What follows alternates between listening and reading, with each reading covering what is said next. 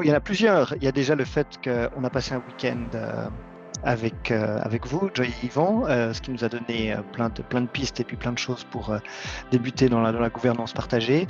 Et puis, il y a aussi cette intuition que j'ai que c'est vraiment une des manières pour vraiment changer notre rapport, changer les rapports au sein des groupes de manière profonde et durable, et que c'est vraiment un levier de changement profond de nos sociétés.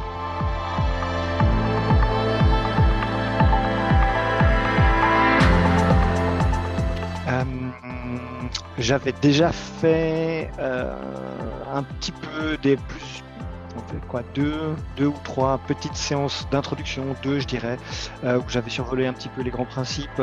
Après, chacun a sa vision un petit peu différente, hein. Il y a différents courants qui sont d'ailleurs tous assez expliqués dans le grand parcours. Et du coup, j'avais quelques notions, mais relativement succinctes. Puis c'est toujours, on a l'impression de savoir, alors qu'en fait, c'est pas grand-chose.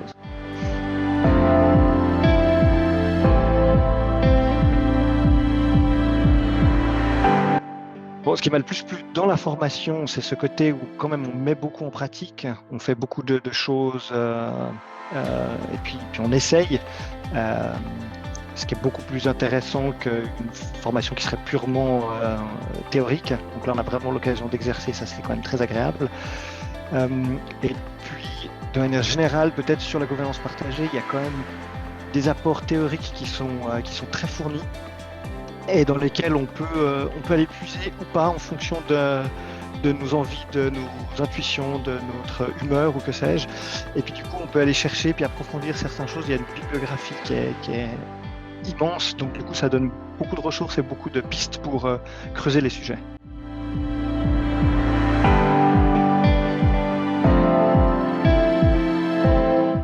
Bon, il y a deux choses. Il y a d'une part, je pense, cette attention toute particulière que vous mettez sur le centrage, la présence et toute cette réflexion qu'on a sur nous-mêmes, sur comment être bien pour pouvoir accompagner les autres. Donc ça, c'est vraiment, je pense, un des points forts et qui prend vraiment une bonne partie de la formation. Et je pense qu'effectivement, c'est tout à fait nécessaire. Et l'autre qui est beaucoup plus pratico-pratique, c'est toutes ces fiches et tous ces processus qui sont juste décrits. Puis voilà, si on ne sait pas, en fait, on suit le processus. Je caricature un petit peu, mais parce qu'il y a quand même d'autres choses. Mais ces guides sur ces processus, c'est une entrée extrêmement facile pour initier des choses de manière assez simple et puis assez directe.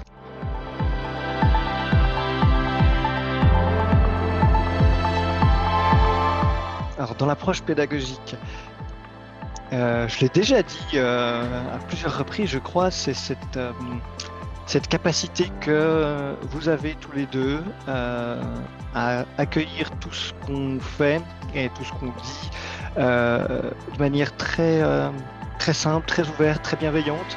On sent que cette volonté que vous avez de se remettre en question, enfin jamais rien n'est acquis, on peut toujours challenger, on peut toujours réfléchir, et puis ce qui est valable dans telle situation n'est pas forcément valable dans une autre, et puis ça c'est vraiment mis en pratique, ce qui fait qu'on est toujours accompagné avec douceur. Alors il y a des choses qui sont très clairement, puis voilà, vous avez une vision très précise de ce que vous voulez faire, et en même temps, tout ça c'est assez accompagné avec beaucoup de douceur, et du coup on ne se sent jamais en échec. Et du coup, ça permet de progresser très très vite parce que malgré tout, 14 semaines, c'est court. Et on fait beaucoup de progrès aussi parce qu'il y a une approche très positive de tout ce qu'on peut faire ou rater.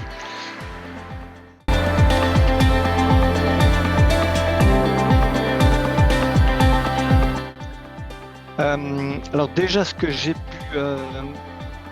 pu mettre en pratique, c'est l'attention que j'ai moi quand je suis dans des groupes où la capacité que j'ai un petit peu maintenant de voir ce que font les autres, si jamais c'est quelqu'un d'autre qui facilite.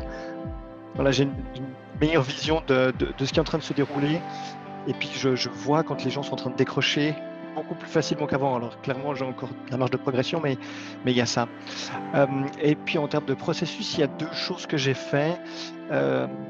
C'est que j'ai facilité un cadre d'équipe avec un résultat auquel je ne m'attendais pas tout à fait.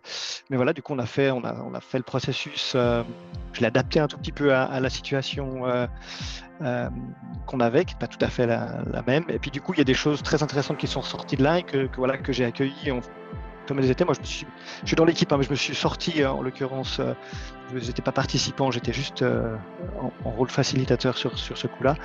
Ça, c'est une des premières choses que j'ai mis en pratique. Et puis l'autre chose que j'ai fait dans un autre groupe, c'est une séance de célébration. Donc on a mis en place une variante, parce qu'il y avait beaucoup d'enfants en fait, donc on a fait avec les enfants, on a fait une variante de partage de graines, voilà, c'est un partage de graines. Donc avec les enfants, on l'a fait sous forme un petit peu théâtrale, et c'était hyper bien, les enfants étaient aux anges. Et après, on a fait un temps du don, avec les enfants aussi, et c'était absolument épatant de voir à quel point en fait même des enfants, même des petits enfants sont tout à fait capables de faire cet exercice, et ça marche vraiment super bien. Donc c'était une expérience très très riche. Et puis après on a suivi le reste de la journée, on a fait tout un truc, on était plusieurs à intervenir là-dessus, et puis on a fait aussi l'après-midi, on a fait après les perspectives à plus long terme. Donc on n'a pas repris non plus tout à fait les mêmes processus que ceux qu'on avait vus, mais ça donne des bonnes lignes pour savoir qu'est-ce qu'on peut faire, et puis qu'est-ce qu'on peut faire, qu'est-ce qui marche mieux, disons, pas qu'est-ce qu'on peut pas faire, mais qu'est-ce qui marche mieux, puis comment est-ce qu'on peut mieux s'orienter.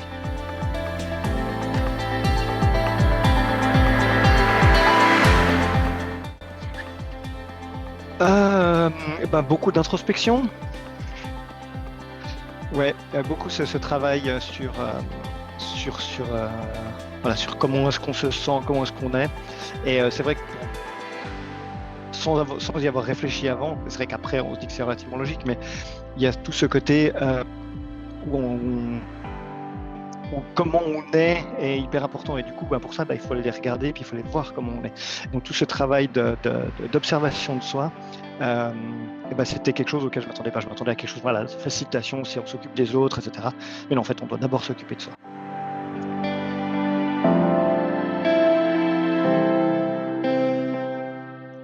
J'essaierai de savoir pourquoi est-ce qu'elles hésitent.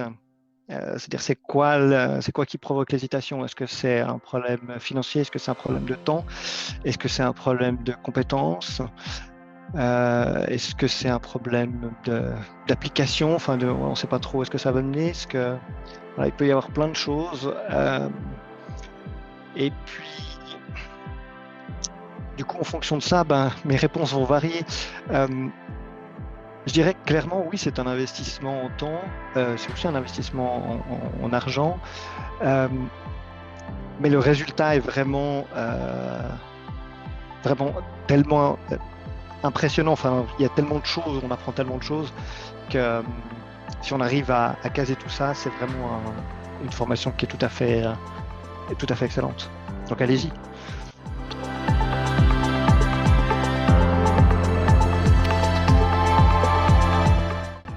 Je dirais présence, focus et agilité.